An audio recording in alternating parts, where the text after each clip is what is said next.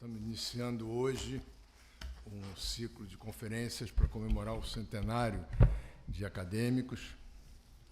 A Rosisca é quem coordena esse seminário e depois do Darcy Ribeiro nós vamos falar sobre Dias Gomes e Otto Lara Rezende. Rosisca não precisa de apresentação, é jornalista e está provando com a revista brasileira a marca de jornalista. Ele está brincando porque eu uma vez discuti com ela, dizendo que ela nunca tinha editado nada. Ela está provando que sempre editou e edita muito bem. Advogada, professora universitária, escritora, Rosisca Darcy de Oliveira, ocupa a cadeira 10 da Academia Brasileira de Letras. Nasceu no Rio. Nos anos 60, trabalhou como jornalista na revista Visão, na TV Globo e no Jornal do Brasil. Acusada de denunciar torturas contra presos políticos, foi obrigada, em 1970, a se exilar na Suíça, na ditadura militar. Doutora pela Universidade de Genebra, onde lecionou até 1984, quando retornou ao país. Em Genebra, fundou e presidiu com Paulo Freire o Instituto de Ação Cultural, instituição que comemorou recentemente 50 anos no Brasil. Em coautoria com Paulo Freire, publicou A Vida na Escola e A Escola da Vida, e Cuidado Escola. De volta ao Brasil, assessorou Darcy Ribeiro, vice-governador e secretário de Cultura do Rio, no programa educacional dos CIEPs. Lecionou por 10 anos no doutorado da Faculdade de Letras da PUC-Rio. Em 1995, assumiu a presidência do Conselho Nacional dos Direitos da Mulher e chefiou a delegação brasileira à Conferência da ONU sobre a Mulher em Beijing. Foi por 7 anos embaixadora na Comissão Interamericana de Mulheres da OEA.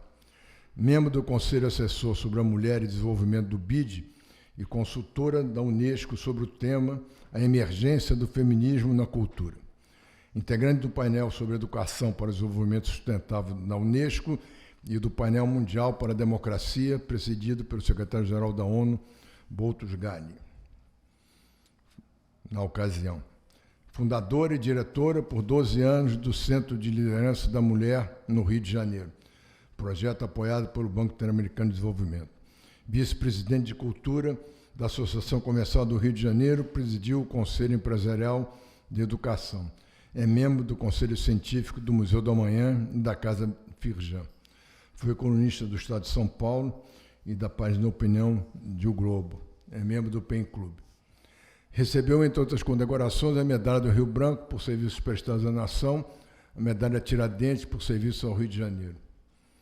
Seus primeiros livros, Le Féminin Ambigu e La Couture des Femmes, foram escritos em francês e publicados na Europa. Elogio da Diferença, publicado no Brasil e nos Estados Unidos, sob o título In Praise of Difference, e Reengenharia dos Tempos, dão continuidade à sua obra sobre o feminismo, o feminino. Seu livro mais recente de ensaios, Liberdade, é um libelo contra o obscurantismo. A Dama e o Unicórnio, Outono de Ouro e Sangue, Natureza do Escorpião, Chão de Terra, Baile de Máscaras e Pássaro Louco reúnem contos e crônicas. Um fio condutor costura sua obra de escritora, O Elogio da Liberdade. Com esse título, O Elogio da Liberdade, foi objeto de um documentário de longa-metragem que conta a sua vida e obra. Atualmente, é a editora da Revista Brasileira da Academia Brasileira de Letras. Rosisca, por favor. Obrigada, Nerval.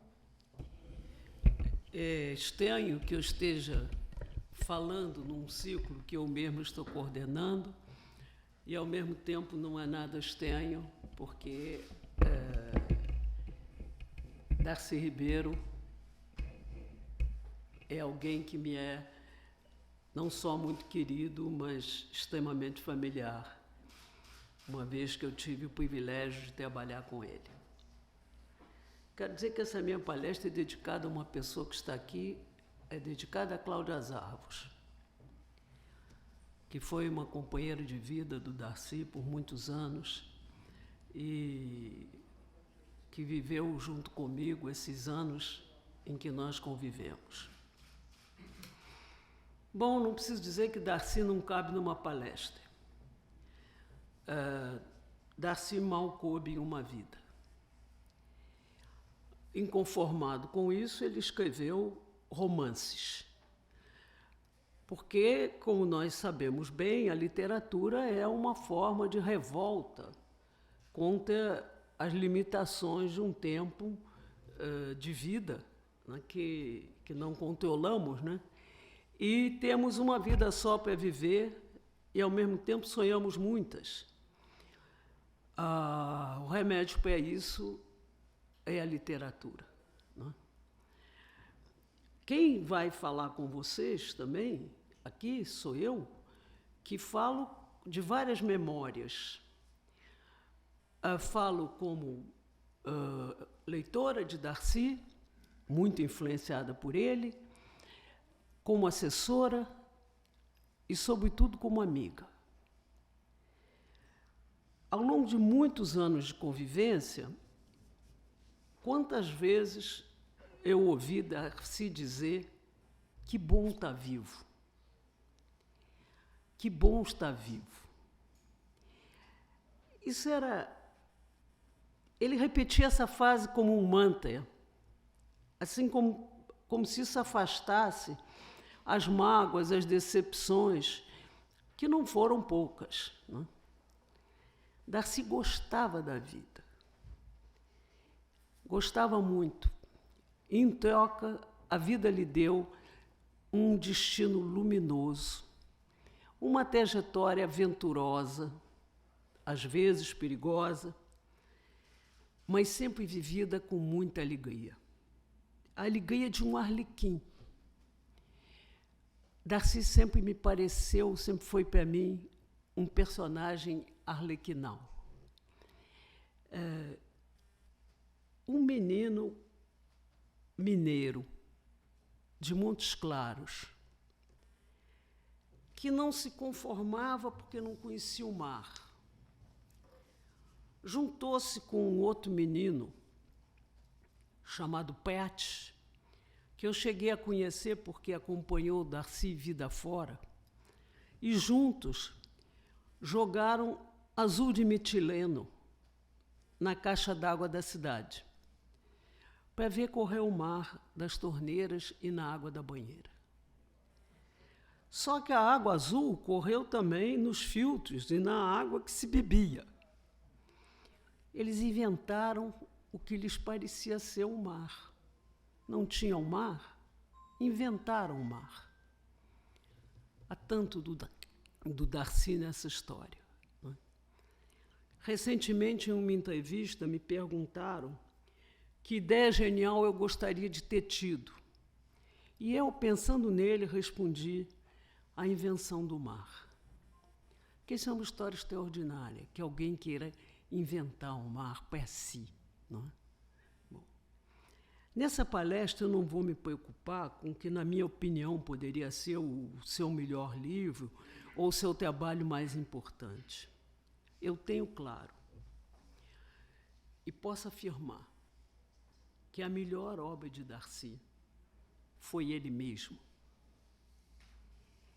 Seu querer múltiplo, inesgotável. Seus sonhos de uma grandeza demencial. Darcy, quando recebeu o honoris causa da Sorbonne, começou o discurso assim. Eu vou ler um trecho. Senhoras e senhores, obrigado. Muito obrigado pelo honroso título que me conferem. Eu me pergunto se o mereci. Talvez sim. Não certamente por qualquer feito ou qualidade minha. Sim, mas como consolação dos meus muitos fracassos. Em uma fala curta, ao enumerar esses fracassos, ele disse serem eles o seu único orgulho. Eu vou respeitar esse roteiro de fracassos, porque, como ele bem sabia, só esse roteiro dá a medida da sua grandeza, do tamanho e da nobreza das suas ambições, e a medida da sua coragem. Primeiro fracasso, salvar os índios do Brasil. Muito jovem ainda, um rapaz recém-saído da melhor formação da Universidade de São Paulo, houve por bem embanhar-se pela mata dentro para ir ao encontro de populações tão desconhecidas quanto desprezadas. Os então chamados índios, esses brasileiros que hoje nós chamamos justa e respeitosamente de povos originários, os que aqui já estavam há muito, nem se sabe quanto tempo, quando chegaram as naus portuguesas, eles eram, então, nessa época, figuras de folclore, tratadas pelo imaginário da sociedade brasileira, pelos citadinos dos anos 40, né, com chacota, e serviam como inspiração para umas miserabilíssimas fantasias de carnaval, né, em que se amarrava as penas de um espanador na cintura para se fantasiar de índio. Né. Não ocorria a ninguém, não teria ocorrido a ninguém naquela época, fazer carreira nessa área obscura da antropologia. E o próprio Darcy contava que sua mãe, que era uma professora, Dona Fininha, a rua principal da cidade de Montes Claros tem o nome dela, né, que, para usar uma expressão muito cara, o Darcy desasnava as crianças de Montes Claros, né? Dona Fininha pensava que a carreira do filho era ser uma espécie de amansador de índios bravos e mergulhou por muitos anos num desgosto profundo por causa da escolha do filho. Só se recuperou disso quando viu a foto do filho no jornal e o fato que ele tinha ganho um prêmio com um livro. Mas, durante muitos anos, não se conformava, e ela não era a única. Ninguém se conformava, os colegas da Universidade de São Paulo, como era possível que um rapaz tão talentoso fosse perder o seu tempo, a sua vida, no meio de dos índios. Então, mas lá foi ele. Primeiro para o Pantanal e depois para a Amazônia, com a ideia muito corrente entre os antropólogos de estudar os índios. Ele trazia na bagagem um conjunto teórico, um conjunto de teorias que buscavam ser confirmadas na pesquisa de campo. Eram teorias herdadas da tradição antropológica europeia e observaria, portanto, a organização social, as estruturas de parentesco, enfim, observaria para encontrar em sociedades ditas primitivas tudo que pudesse confirmar essas teorias.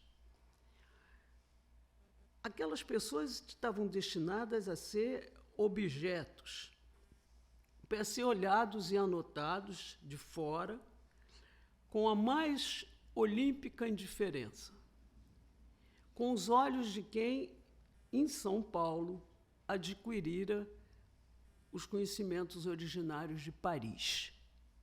Estavam longe, bem longe, da experiência vivida. Né?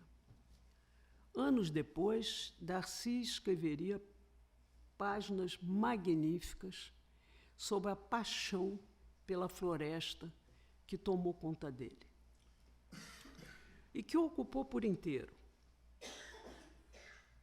E, sobretudo, sobre a revolução epistemológica que a vida com os índios provocou nele. a convivência com uma gente em que ele reconheceu uma humanidade feita de dor, de amor, de tristezas, de alegrias, de desengano e de raiva. Todos esses sentimentos humanos que ele conhecia em si, ele conheceu, reencontrou nos índios. Eles não eram exemplares de uma humanidade primitiva. Eles eram gente como ele, tentando se adaptar para enfrentar as surpresas que apareciam no meio das árvores. Quer dizer, pessoas brancas, vestidas, que chegavam e vinham trazendo consigo ajuntamentos, cidades completamente diferentes de tudo que eles conheciam, não é? E guardavam, apesar de todo esse esforço de adaptação, um esforço fracassado de adaptação, guardava em si o que Darcy chamou um orgulho louco de ser índio. Não abriu mão disso.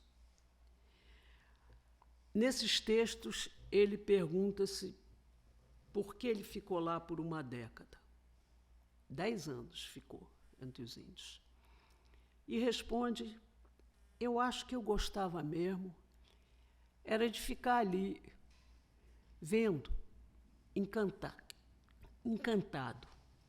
os índios sendo tal qual são ou eram. E continua.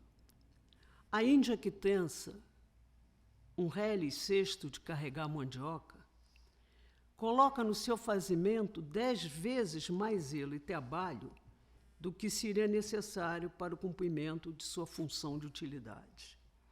Aquela cesteira que põe tanto empenho no fazimento do seu cesto, sabe que ela própria se retrata inteiramente nele. Uma vez feito, ele é o seu retrato, reconhecível por qualquer outra mulher da aldeia que, olhando, verá nele imediatamente, pela caligrafia cestaria que exibe, a autoria de quem fez. Eu adoro essa expressão, a caligrafia cestaria. Se percebia as coisas com muita acuidade. Bom, ele percebeu com o passar do tempo que ele tinha sido picado pelo inseto da emoção e da solidariedade. Daí em diante, identificou-se com os índios, os objetos da sua observação, e passou a preocupar-se e sofrer com os seus problemas, quebrando assim uma regra de ouro da ciência da época, que era a neutralidade na observação do objeto. Isso criou uma grande querela no meio acadêmico, antropológico, onde ele se chocou com vários colegas que não aceitavam essa postura, consideravam não científica, e ele defendia como sendo a única maneira verdadeiramente científica de enfrentar a situação que ele estava vivendo, né? E acabou chocando os colegas quando comparou-os a quem estudasse a família alemã debaixo dos bombardeios durante a guerra. Diante do drama indígena, ele considerava que a atitude neutra seria a de um médico que se interessasse pela doença, mas não pelos doentes. Esses exemplos são dele, não são meus. Quando mais tarde a Unesco lhe encomendou um relatório sobre a muito mitificada democracia racial brasileira, multirracial brasileira, ele surpreendeu a todos desmentindo esses mitos, né? Que hoje, só hoje, estão cedendo às evidências de uma realidade cruel de discriminação e desigualdade. Me surpreende até hoje a clarividência desse homem nesses anos. A defesa incondicional que ele fez da causa indígena, o desespero dele vendo chegar a indústria e a pecuária e avançarem sobre as terras indígenas, e o seu orgulho, muitos anos depois, quando constatou que fizeram uma pequena escola de herdeiros, jovens antropólogos, que ele chamava de verdes antropólogos da linguagem ecológica, que resgatarão, dizia ele, a dignidade da nossa ciência. Disse que nós estamos falando de hoje, não é? Mas não, nós estamos nos anos 40. Bom, esses verdes antropólogos são esses que hoje se embanham na mata e que lá denunciam, denunciam as atrocidades de que são vítimas as populações indígenas e que nos últimos anos atingiram píncaros de crueldade. Eu, às vezes, me pergunto como Darcy se sentiria infeliz ouvindo essas notícias, né? É impressionante a capacidade dele de antecipação do que viria a se transformar hoje na batalha da defesa ambiental, que, para além da floresta, é, sobretudo, a defesa daqueles que sempre ali viveram e que, desde tempos imemoriais, protegem a floresta e querem continuar a viver ali, à sua maneira e sem destruí-la. Em um belo texto intitulado Requiem,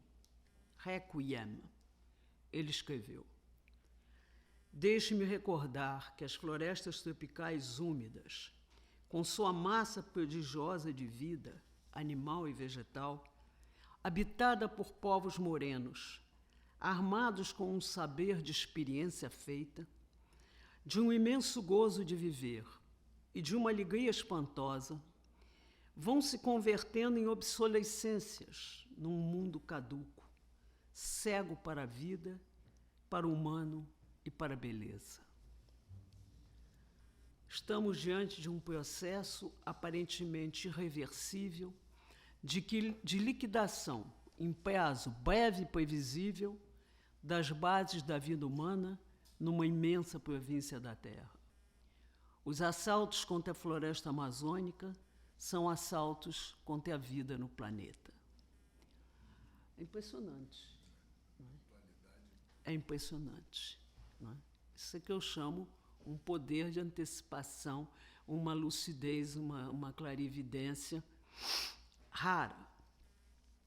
A mim ocorre pensar com gratidão em Darcy sozinho na floresta, nos anos 40, Darcy, mais tarde, o amigo e colaborador de Rondon, coisa de que ele imensamente se orgulhava, dessa amizade com Rondon, com o Marechal Rondon. Quando ele foi preso em 64 e um militar o chamou de traidor da pátria, ele respondeu que exigia respeito e completou: o Marechal Rondon morreu em meus braços. E ele se emocionava muito quando contava essa história. É longa a história de amor de Darcy e a população indígena.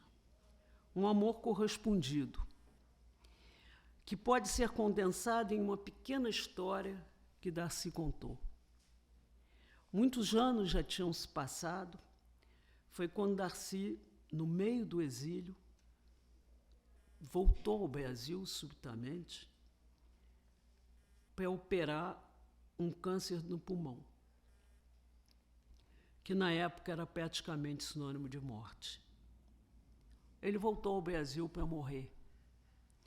Foi um ato magnânimo da ditadura militar deixá-lo voltar porque ele ia morrer. Na véspera da operação, alguém fez chegar a ele as imagens de um Quarupi, feito em sua homenagem numa aldeia indígena. E essa imagem mostrava o que era no ritual indígena uma espécie de oração pela sua salvação. E ele viu que em um dos troncos das árvores estava gravado o seu nome. Darcy sobreviveu. Essa foi uma das suas grandes façanhas. Para até o fim da sua vida não desistir de salvar os indígenas. Esses muitos povos, todos diferentes entre si, falando várias línguas, cada um com a sua divindade, todos seus amigos, seus mestres, que na sua expressão preferida o desasnaram como cientista e como homem. Pois bem, foi esse cientista, desasnado pelos índios, com quem aprendeu a olhar uma realidade a partir dela e não de uma teoria que a explica a priori, que decidiu estudar o Brasil e a América Latina a partir do que via e vivia, convencido de que o Brasil tinha que ser pensado pelos brasileiros e a América Latina pelos latino-americanos. Seu grande amigo e melhor interlocutor, quem melhor o compreendeu, foi Gabriel Garcia Marques. Gabo, o homem que em 100 anos de solidão contou uma história supostamente fantástica, o que não era senão a reconstituição metafórica da história da Colômbia. Realismo, sim. Fantástico correu por conta do sentimento de estranheza diante daquela realidade, o que fez com que Gabo e Darcy sempre tenham detestado essa expressão. Suponho que, de alguma maneira, tenham reconhecido nessa classificação o ranço de um olhar já conhecido para até em tudo que não é europeu, é estranho, é mágico, é fantástico. Eu vi de perto essa ojeriza que ele tinha, ao que sentia como uma arrogância europeia, em uma ocasião em que ele me pediu que servisse de intérprete numa entrevista que ele ia dar ao Le Monde. E, lá chegando, um jornalista bastante antipático, a primeira coisa que perguntou foi como é possível que um homem culto como o senhor não fale francês. É porque eu não me interesso por vocês. Eu não leio vocês. Vocês é que me leem. Vocês é que me entrevistam. Por que o senhor não aprendeu português? E disse isso com uma tranquilidade, um sorriso de desdém, que deixou o jornalista perplexo, como se eu tivesse mal traduzido. O eminente professor, doutor honoris causa da Sorbonne.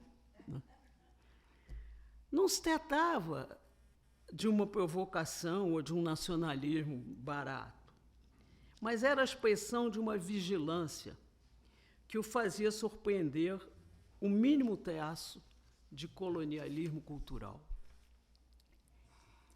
Esse esforço de descentração da formação europeia,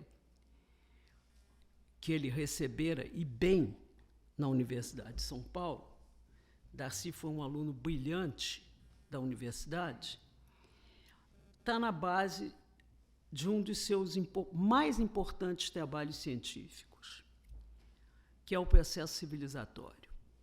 Esse livro que deu a ele um renome, primeiro latino-americano e depois mundial. São 6 volumes. É um trabalho exaustivo, caudaloso, em que ele estuda o que ele classificou como diferentes povos. Do nosso interesse, diria que o povo brasileiro está em uma categoria que é a categoria dos povos novos. E tudo isso foi tirado da análise, da observação do modo de vida e de história desses povos. Povos novos eram aqueles que eram miscigenados e que, sendo miscigenados, perdiam a referência longínqua da sua ancestralidade, não é? E passavam a ter como horizonte apenas o futuro. Tinham um pouco o passado, tinham pela frente o futuro. E ele dizia que o povo brasileiro era um povo novo, nesse sentido, de que tinha pela frente um futuro. Esse livro foi concebido e escrito ao longo de todo o seu tempo de exílio, que foi um tempo bastante longo. O exílio para ele foi, curiosamente, fecundo, o que não é o caso para todo mundo, mas para ele foi. Ele trabalhou desesperadamente nesses livros, não é? Ele esteve em países latino-americanos.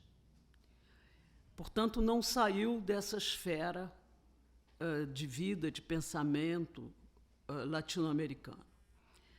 Mas fez essa obra ensaística de muito fôlego e continua dizendo que a façanha desses povos novos, no caso os brasileiros, é terem se construído a si mesmos, como grandes povos, linguística e culturalmente unificados, que é o caso do Brasil. Não é? Povos, nessa bela expressão que ele utiliza, condenados ao futuro. Esse livro foi traduzido em mais de 10 idiomas. Esses ensaios lhe valeram um renome muito além da América Latina, onde foram uma leitura obrigatória, né, de várias gerações. A minha, por exemplo. Mas sucederam-se outros tantos que continuaram a ler Darcy Ribeiro, né? E Darcy tornou-se, assim, um intelectual latino-americano por excelência. Foi, ao seu tempo, que a América Latina mais intensamente se estudou de dentro para fora. Mas eu quero chamar a atenção para uma coisa que me impressiona muitíssimo. Assim como Darcy, na experiência com os índios, aprendeu a ler uma realidade dentro dela mesma, isso operou nele uma transformação no pensamento, na maneira de pensar. E foi esse pensamento, foi essa revolução epistemológica que se deu nele, que ele aplicou ao Brasil e à América Latina. Quando ele passou a olhar o Brasil e olhar a América Latina, não com os olhos da sua formação europeia, mas com os olhos da sua experiência brasileira, daquilo que ele estava vivendo. Esse processo é muito interessante, quer dizer, de como uma experiência vivida reflete numa criação intelectual do porte da que foi a contribuição de Darcy. Não é? Bom, o segundo fracasso. O segundo fracasso foi educar as crianças brasileiras. Entre muitas das estripulias do Darcy, ele ajudou Juscelino a fundar Brasília. Eu acho até hoje que Brasília despertou em Darcy as suas cordas utópicas, né? Com o Mar de Eldorado, aquela cidade que era construída no Planalto Central e que aparentemente fundava um novo mundo. Eram essas coisas, era esse o clima, não é, que se criava. E curiosamente, a contestação da antropologia clássica não o desgostara de tudo da ciência. Ele dava uma imensa importância à ciência. Darcy era um cientista. Dava uma imensa importância a isso, era um universitário que dava um imenso valor à universidade. E ele buscava constantemente afirmar que ele estava fazendo ciência, e a verdadeira ciência. Daí a querer criar uma universidade, não demorou, né? E essa é a origem da Universidade de Brasília.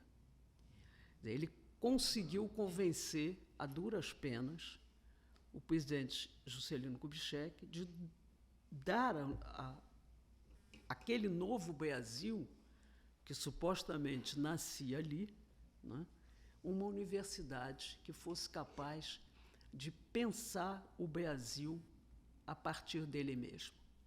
Quer dizer, ele queria dar à universidade a marca da epistemologia dele.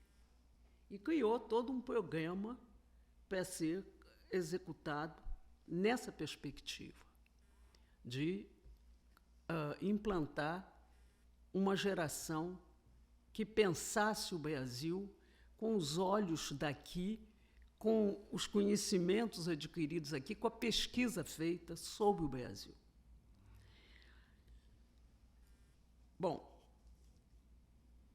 a criação de uma universidade nesse novo mundo se impunha, porque a cidade começava a se povoar, havia jovens crescendo que queriam ir à universidade, e ele acabou, portanto, conseguindo plantar ali a sua universidade com os traços de Oscar Niemeyer, seu amigo, enfim, que estava também envolvido em Brasília. Entre parênteses, Darcy dizia que Oscar era o único brasileiro de quem se falaria ainda no ano 3000. Não é? Bom, e acho que ele, no fundo, ambicionava a mesma coisa. Né?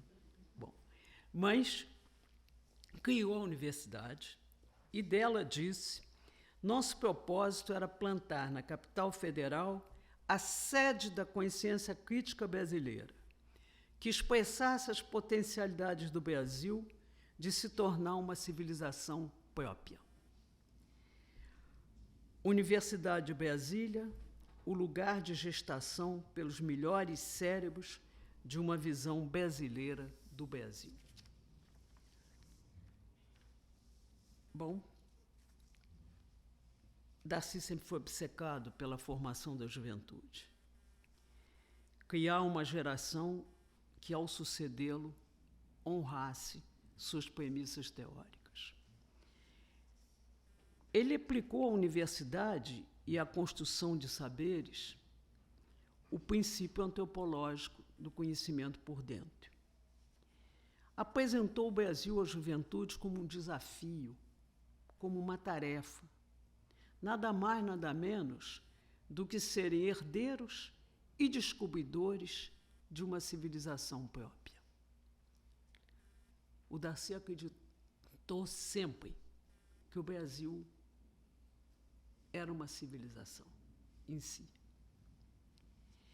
Essa universidade sonhada mal decolara quando o golpe militar de 64, perseguindo professores, fechando departamentos, reprimindo estudantes, acabou com a universidade, acabou com o sonho da universidade.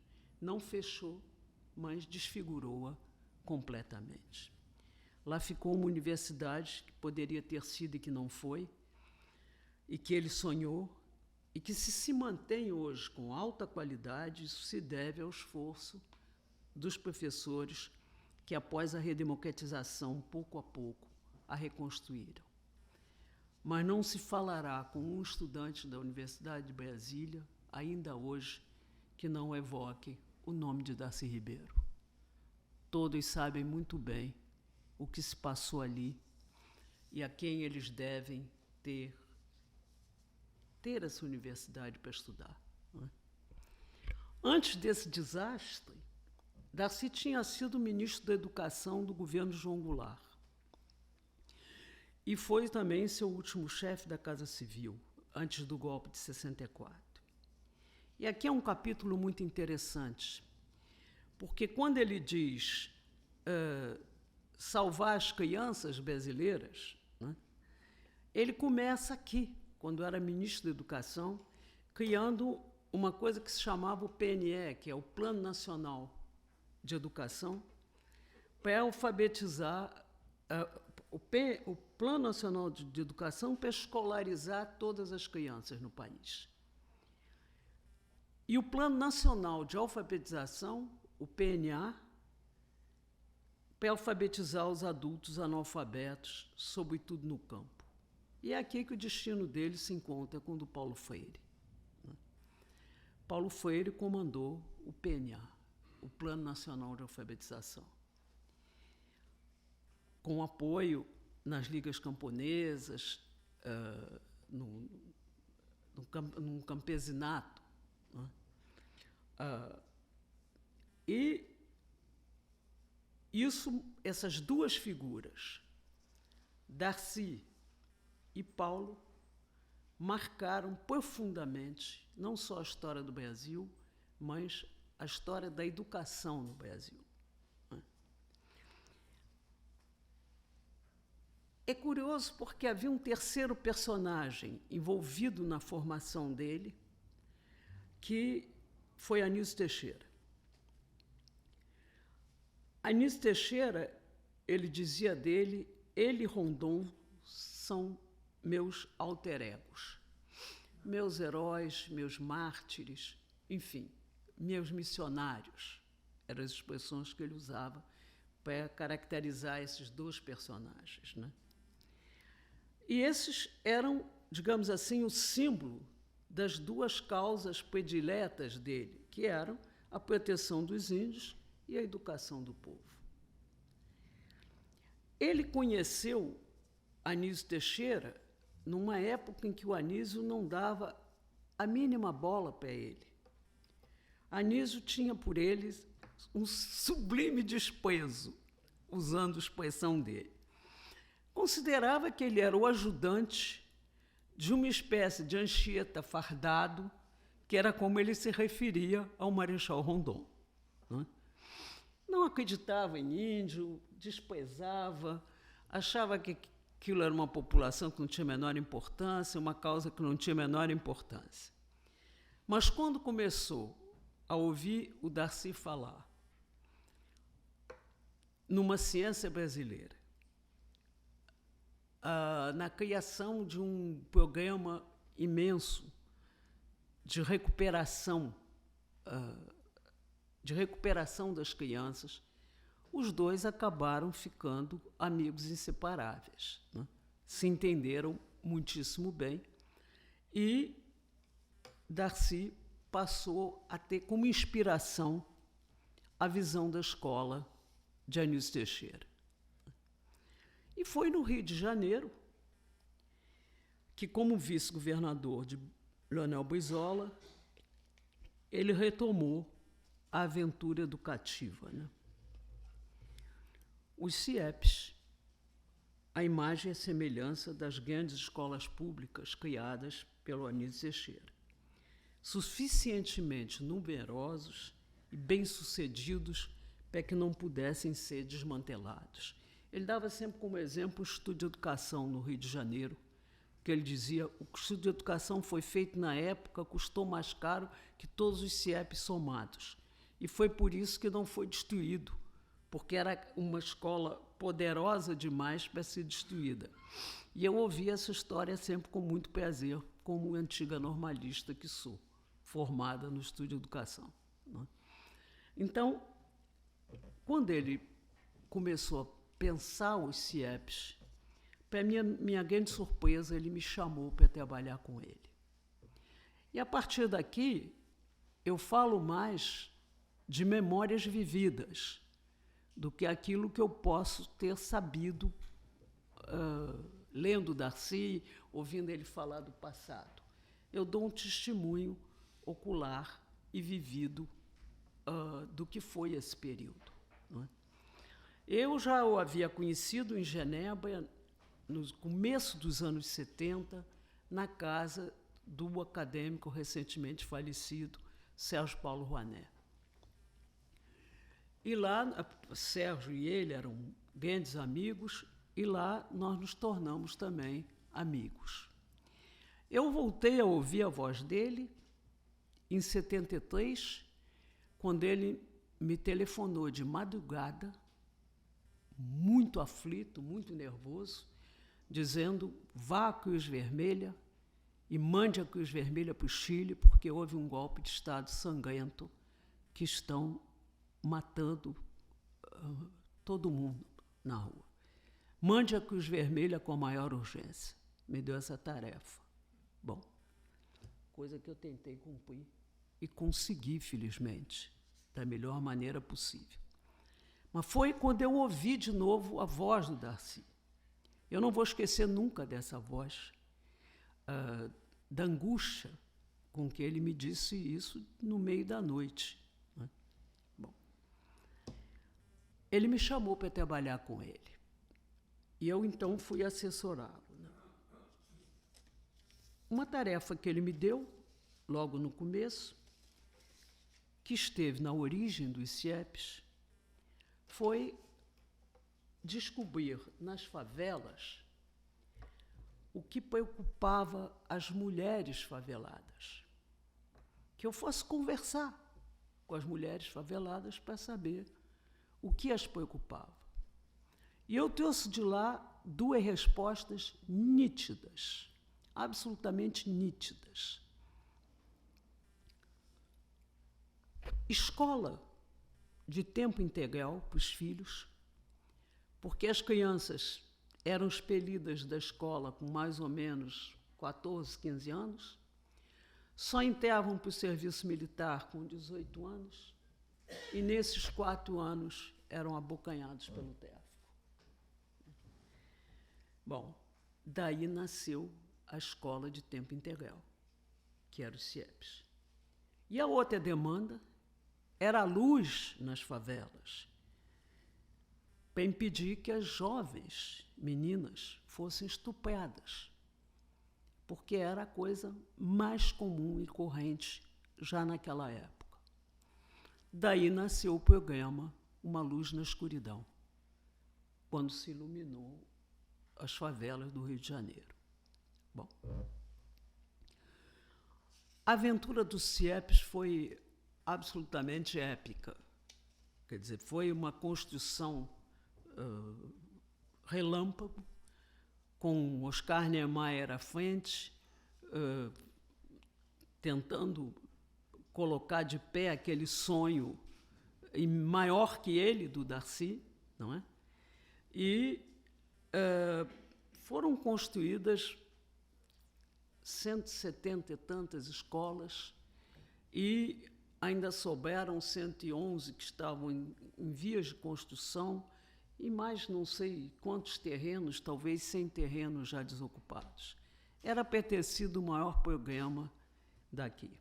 Não foi fácil convencer o governador de fazer isso, mas ele usou para isso um discurso do Dewey, que o Dewey fez no parlamento inglês, quando resolveu pedir dinheiro para a educação para a Inglaterra. E o Dewey disse aos parlamentares: ou isso, ou as crianças tocam fogo na Inglaterra. E o Darcy me disse: se não for isso, e essa frase tem sido muito repetida ultimamente, se não for isso, daqui a 30 anos, em vez de escola, nós vamos estar construindo presídios. De novo, uma capacidade de antecipação extraordinária.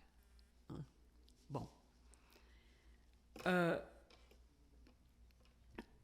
a gestão do Darcy na Secretaria de Cultura foi das mais surpreendentes, porque, para além das escolas, ele criou bibliotecas, ele criou a Casa Fensa Brasil, mas ele criou, sobretudo, o que iria marcar a gestão dele, o Sambódromo. Por que o Sambódromo? Porque o Darcy era um antropólogo incurável.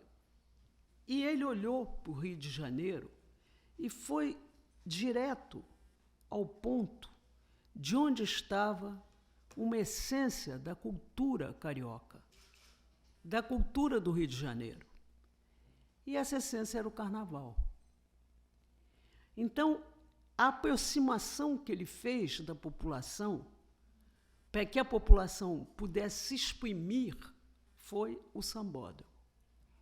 O sambódromo que ia garantir a sobrevivência das escolas. O sambódromo, isso tudo na cabeça dele, né? Que ia garantir a sobrevivência das escolas, que ia impedir que elas fossem ficando cada vez mais abandonadas. Enfim, criou uma passarela chamada Passarela do Samba, que está aí, não é? E vivemos, então, Cláudia deve se lembrar bem disso, a inauguração do sambódromo, que foi uma noite gloriosa, não é? Que nós assistimos do alto do Museu do Carnaval. Ficamos em pé, em cima do Museu do Carnaval, assistindo um desfile maravilhoso, quer dizer, um mar azul trazido pela Portela, absolutamente extraordinário, e a campeã foi a Mangueira. E a Mangueira voltou pela passarela, quer dizer, refez o caminho e saiu para ser campeã. Não é? E foi. Eu vi um Darcy radiante, vitorioso. Não é? Ele e todos que estávamos ali tínhamos a sensação de que tínhamos tocado realmente numa corda do Brasil, que aquilo era uma coisa importante, que o carnaval não era uma coisa banal. O carnaval era uma coisa importante na cultura do Rio de Janeiro. Portanto, quando se entendia mal, por que o sambódromo, por que carnaval? Porque o Darcy era antropólogo. E o segundo olhar que ele julgou sobre o Rio, que ele posou sobre o Rio, foi através do samba. E isso levou, evidentemente, à questão racial, à questão negra. Terceira presciência, terceira antecipação. O nome da escola do sambódromo é Tia Ciata. Perto dela, na Praça 11, está o busto do Zumbi. Foi decretado o feriado do Zumbi, que só existe no Rio de Janeiro. Ninguém sabe por quê, foi por isso. Não é?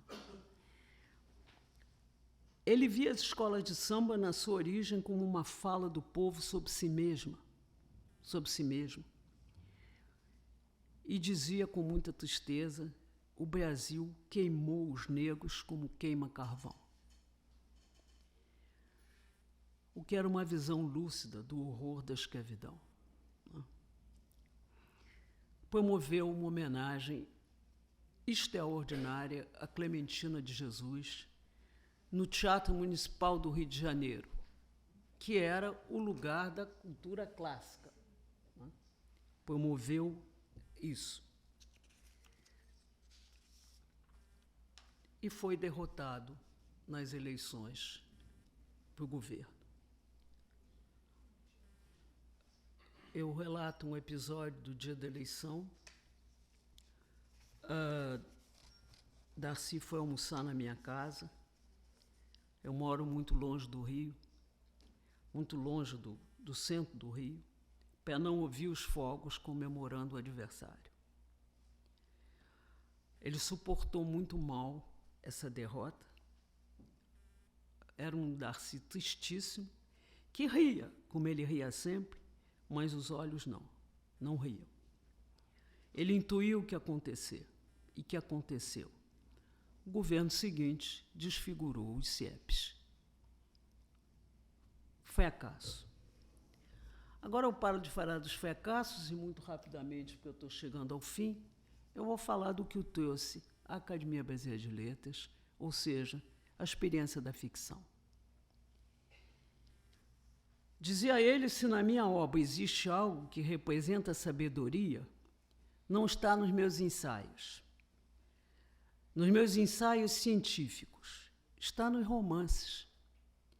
Ou seja, sabedoria como compreensão do mundo, como atitude em direção ao homem, como atitude solidária e aberta, como sabedoria no sentido velho da palavra sabedoria, ela está no romance e não só no ensaio científico. Darcy escreveu 4 romances. E eu vou me deter naquele que se tornou o mais significativo e mais a identidade dele, não é? Que foi Maíra. Existe um capítulo de Maíra chamado Ego Sum, em que ele diz: provavelmente eu sempre fui meio maluco. Pelo menos desde aquele dia em que pintei a água da cidade. Verde Paris, permanganato de potássio, o resultado foi azul. Um azul de metileno, que sei bem quanto azul é. Alguém disse que aquele pacote de quilo daria para pintar o mar.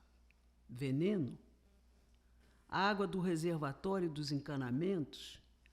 Essa eu sei, menino vi, sofrido. Ficou perfeitamente azul. Que mais quiser implacável esse meu pobre coração insaciável? A beleza, talvez, se fosse um exercício livre, inocente, aberto. Impossível? Talvez. E principalmente quisera a glória, como Oxum. Agora é de ficar depois de mim, por muito tempo, cavalgando na memória dos netos, do filho que nunca tive. Permanecer. Mas como? Não sei. O que sei é da minha inveja enorme, das vidas na morte dos meus amigos amados e apagados, Ernesto e Salvador. Ai, vida que se vai distraída entre os dedos da hora, tirando da mão até a memória do tato dos meus idos. Só persistimos, se tanto, na usura da memória alheia, à véspera do longo esquecimento. Digo eu que assim não seja, e ecoo as suas esperanças. Havemos de amanhecer. Muito obrigada.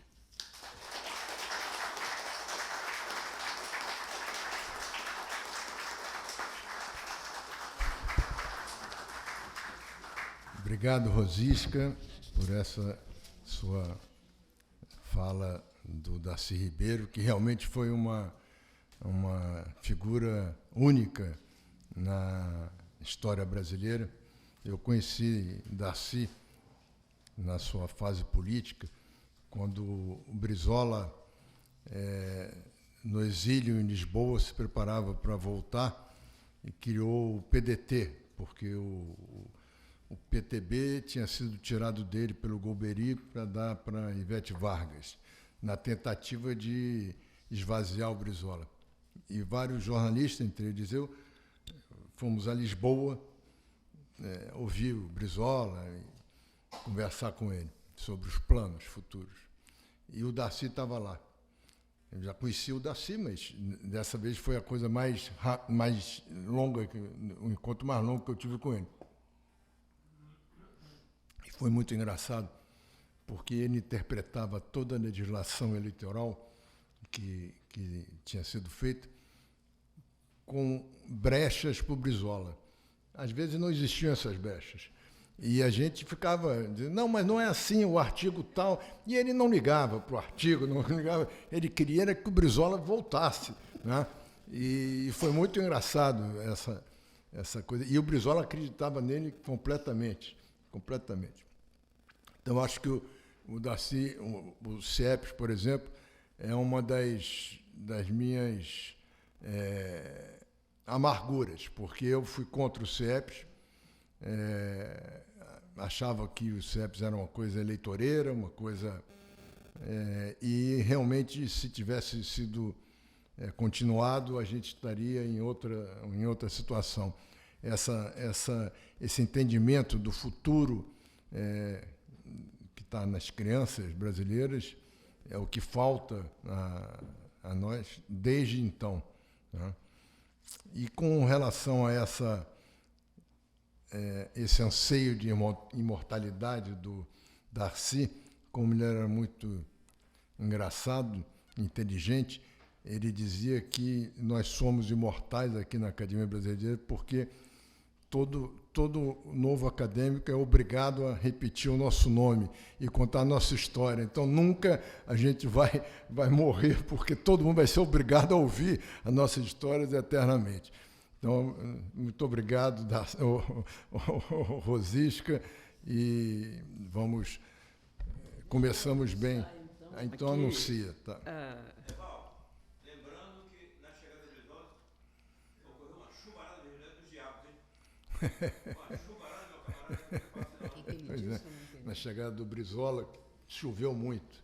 Começou cedo, Deixa eu anunciar para vocês o desdobramento desses centenários acadêmicos, desse ciclo, né? O próximo terá lugar dia 21/7 e será sobre Dias Gomes. E falará o acadêmico Cacá Diegues. Dia 28/7 teremos Otto Lara Rezende por Augusto Massi. Muito obrigada a todos pela presença. Obrigada, Merval. Você que encerra, não sou eu. Não, tá encerrado. Muito obrigado a todos.